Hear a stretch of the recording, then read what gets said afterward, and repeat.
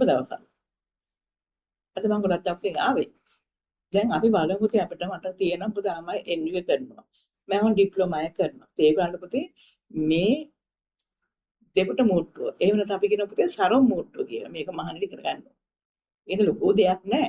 නේද? අපි එහෙනම් ඒක බලමු පුතේ. බලමු පුතේ මම එන රෙදි කෑල් දෙයක් ගත්තා. නිකන් මම ගත්තේ පාට දෙකක් ගත්තේ ඔයගලන්ට. ඔන්න මම රෙදි කෑලි දෙකක් ගත්තා. මම ගත්තේ පුතේ නිකන් ඔන්න පාට දෙකකින් ගත්තා.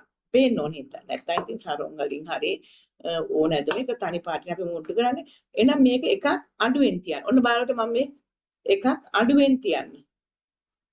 අඟල් භාගයක් විතර අඩුවෙන් තියන්න. හොඳ බලන්න මම කරන එක. අඟල් භාගයක් විතර අඩුවෙන් තියලා අපි මහමු.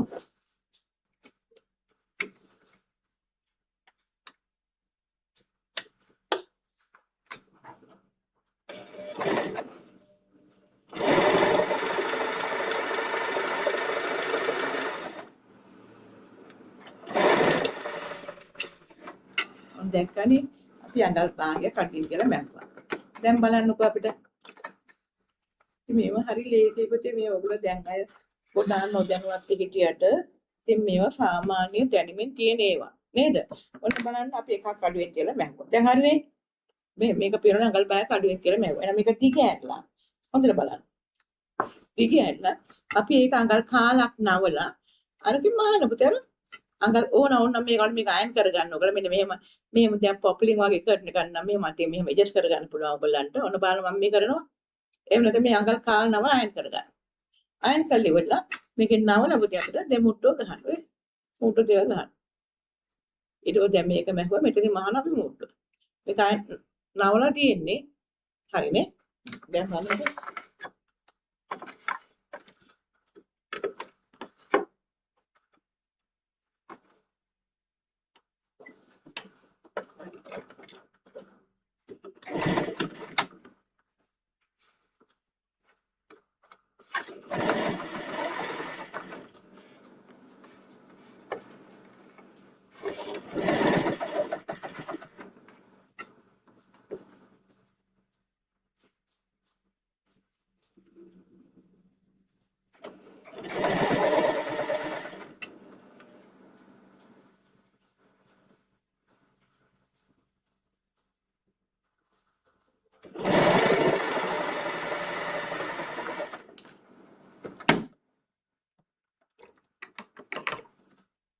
හැමතිස්සෙම කියන දේ තමයි මුල නූලයි අග නූලයි අනිවාර්යයෙන්ම කපන්න.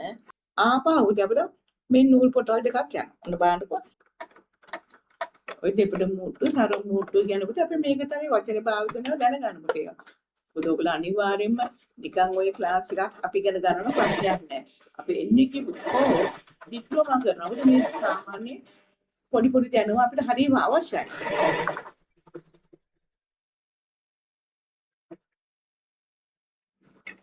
ඔන්න අපි ලං කරලා බලමුද? ඒ නූල් පොට මේ නූල් පොට මට වෙනස් නූලක් ගත්තා නම් හොඳයි කියලා හිතුණා. නමුත් කමන්නේ. මේ වෙන අපිට මූට්ටු දෙකක් යනවා. අර ලොකුට පේන විදිහට කැමරා එක ලොක් කරලා පේනවා. ඔය මූට්ටු දෙකක් වැඩ. ඔන්න ඔබ තමයි සරව මූට්ටු මේ හරි තුනි. මේ හරි ගණ නෑ පුතේ. තේරුණාද පුතේ? ඔන්න ඔක මහා. මේක තමයි පුතේ ඕන ඇඳුමක අපේ දෙපට මූට්ටු සරව මූට්ටුව කියලා කියන්නේ. ඔව්. දැන් දැක්කනේ. දෙපට මූට්ටුව කියන්නේ මොකක්ද කියලා ලොකු දෙයක් නෙවෙයිනේ. ඉස්සර පුතේ පරණ කාලේ ඔය ඕලොක් මැෂින් තිබුණේ නැහැ. ඒගොල්ලෝ දන්නේ නැහැ නේ පුතේ. ඕවෙන් තමයි මැහුවේ.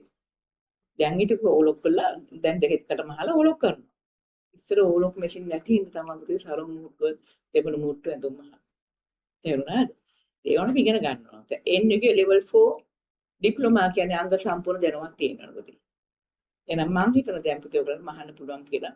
ඔය සාමාන්‍ය බ්ලවුස් වල මේ අංශය නේද මේ උරීස නේද සමතාමතව ෂර්ට් වල එහෙම ඔය මූට්ටුවේ තමයි ගහන්නේ. පිරිමි ෂර්ට් එකේ බලන්නකෝ. දැන් එනම් මහන්න පුළුවන්. ඕකේ? ඊට පස්සේ